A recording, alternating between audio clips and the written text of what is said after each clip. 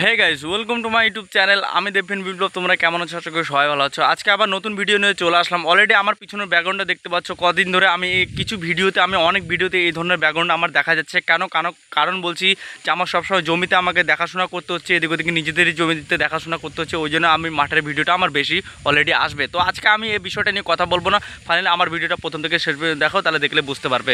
অনেকেই কিন্তু জিৎ ফ্যান্স এবং দেব ফ্যান্স তোমরা কিন্তু থাম্বনেল দেখে অলরেডি ক্লিক করে ঢুকে গেছে যে কি জিদ্দার নতুন কি মুভি আসতে যাচ্ছে। তো ফাইনালি যে জিনিসটা ভিতরের সোর্স থেকে জানা গেছে, সেই সিনেমাটা হচ্ছে অলরেডি খাকি দ্য বেঙ্গল চ্যাপ্টারের পর সেই সিনেমাটা মানে সেই সিরিজটা এখনও পর্যন্ত খুব ট্রেন্ডিং, মানে এখনও পর্যন্ত সেই সিরিজটা অনেক হিট পেয়েছে সেই সিরিজটা। কিন্তু সেই সিরিজটা হিট পাওয়ার থেকে অনেকে বলিউডের যারা বড় বড় ডিরেক্টর আছে এবং যারা বড় বড় ডিরেক্টর নন বেঙ্গলি থেকে অন্যান্য ডিরেক্টররা যারা আছে, তারা কিন্তু জিদ্দাকে কাস্ট করার কথা ভাবছে। এবং ভিতরের সোর্স থেকে জানা গেছে যে জিদ্দা নতুন একটা হিন্দি মুভিতে সে সাইন করতে যাচ্ছে। সেই সিনেমাটা বেশ একটা বড় স্কেলে হবে, কিন্তু এই সিনেমাতে জিদ্দা মেন ক্যারেক্টারে যদি নাও থাকে, সে কিন্তু সেকেন্ড ক্যারেক্টার, যেরকম বলে যে দুই পৃথিবী, যেরকম দেবদা যেরকম একটা ক্যারেক্টার রোল করেছিল এবং জিদ্দা মেন ক্যারেক্টার রোল করেছিল, সেই ধরনের সেরকম হতে পারে।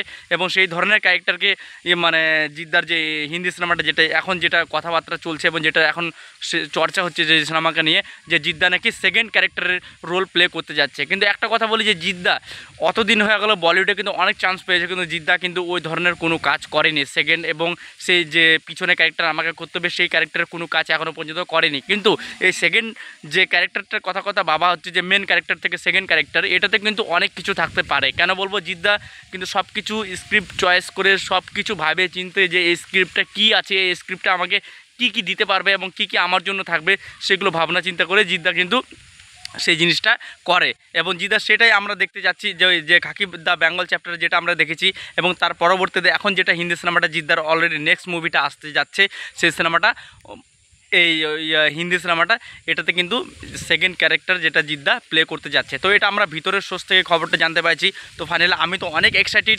আর তোমরা কেমন এক্সাইটেড আছো অবশ্যই, জিৎ ফ্যান্স এবং দেব ফ্যান এবং বাংলা সিনেমার ফ্যান্স তোমরা অবশ্যই শুনতে গেলে তোমরা অনেক গর্বিত ফিল করবে যে আমাদের বাংলা সুপারস্টার এখন বলিউডে অলরেডি দামামা মাছাতে শুরু করে দিয়েছে অলরেডি। এবং জিদ্দার যে অভিনয় সেটা অনেকে দেখেছে খাকি দ্য বেঙ্গল চ্যাপ্টারে, এবং আমাদের বেঙ্গলিতেও তারা দেখেছে, মানে বাংলা অডিয়েন্স তারাও দেখেছে। কিন্তু তারা মানে হিন্দি অডিয়েন্স তো তারা দেখে মুগ্ধ যে না, আমাদের বাংলার মধ্যে এই ধরনের একটা নায়ক আছে যে বলিউডে সে দাপাতে পারে, যে মানে এই ধরনের যে তার ব্যক্তিগত মানে ইয়েতে সে আর কি পুরো দাপাতে পারে যে ওয়েব সিরিজটা। তো সেটাতে অনেকে দেখে খুশি হয়েছে। কিন্তু আমার চ্যানেল যে নতুন প্লিজ লাইক শেয়ার বা সাবস্ক্রাইব থেকে ভুলবে না। আমি অনেক এক্সাইটেড যে জিদ্দার যে নেক্সট মুভিটা যেটা আসতে যাচ্ছে, সেটা হচ্ছে বলিউড ডেবিউ তো হয়ে গেছে অলরেডি। বলিউড যে সিনেমাটা এখন আসতে যাচ্ছে, যে সেকেন্ড ক্যারেক্টার নাকি প্লে করতে যাচ্ছে, আমি অনেক এক্সাইটেড। তোমরা কেমন এক্সাইটেড আছো অবশ্যই আমাকে লাইক শেয়ার বা সাবস্ক্রাইব করতে অবশ্যই জানাও সেটা। তো ভালো থাকবা, টাটা টেকা। আজকের আপডেটটা এটা ছিল।